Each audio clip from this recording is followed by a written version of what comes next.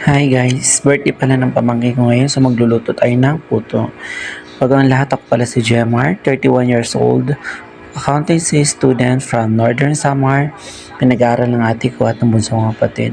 Ayan guys pala, nagluto ako pala ng puto kasi nga 7th birthday ng pamangkin ko. Tapos ito yung naisip kong lulutuin pero actually hindi dito sa bahay yung birthday niya. Doon sa ibang lugar, sa Porac, Pampanga. Medyo malayo siya dito sa bahay namin kasi Angeles kami, Porac sila. Sa Clark kami dumadaan papunta doon. Tapos ito palang puto pala guys, is tinuto ng pinsan ko sa akin kasi nga dati nag-iisip kami kung anong pwede namin pagkakitaan para sa kami estudyante. Sabi ko, kung gusto mo magluto tayo ng puto, actually bumili ako ng dyan, steamer, putuhan, tapos namuhunan talaga ako sa ingredients, tapos tinitinda ko siya guys. Pinaikot-ikot ko siya yung puhunan. Actually, buong grade 11 ko guys, nagtitinda ako ng puto. Dinidisplay ko siya sa school namin. Sa canteen actually, iniwan ko. Nagpo-porsyento lang ako. Tapos, Saturday, Sunday, or minsan Friday, pag wala kaming klase guys, nagluluto ako ng puto, tinitinda ko sa lugar namin, iniikot ko siya. Actually, halos nagsawa na nga yung barangay namin sa puto kasi halos araw-araw ko nagtitinda kasi minsan may times bago ko dalhin yung puto sa school namin is iniikot ko na siya para mabilhan siya. Tapos pagdating sa school, kunti na lang yung puto para kunti lang din yung prosyento ko. Ganun yung diskarte na ginagawa ko.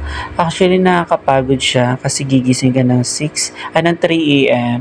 Kasi kailangan mo siyang timplahin, tapos patutubuin mo siya.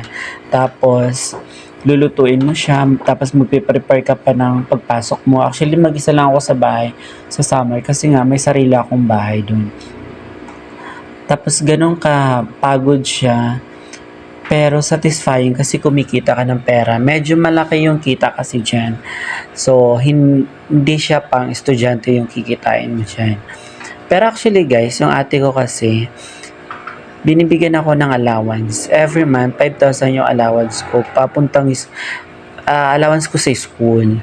So, actually kahit hindi na niya ako talaga bigyan, is makaka-survive ako. Pero ewan ko ba, napaka-business minded ko talaga. Medyo may pagka-madiskarte rin talaga ako.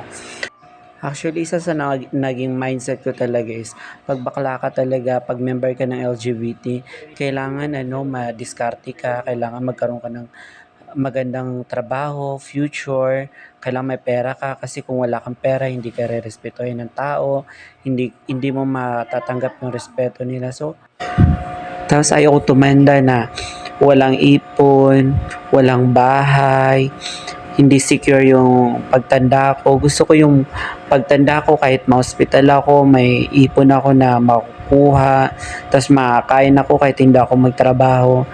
Kung kinakailangan ko magbayad o magsweldo ng kasama sa bahay, yung afford ko, yun talaga yung iniisip ko. Hindi man mangyari, at least ngayong malakas pa ako, pinagpaplanuhan ko na siya, gumagawa ako ng effort. Kaya nga, nilalaban ko talaga yung accountancy.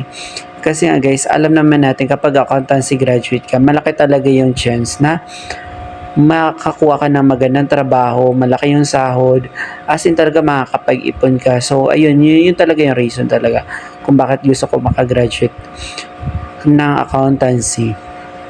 So, yun lang. Sana, may natutunan kayo dito. So, thanks for watching.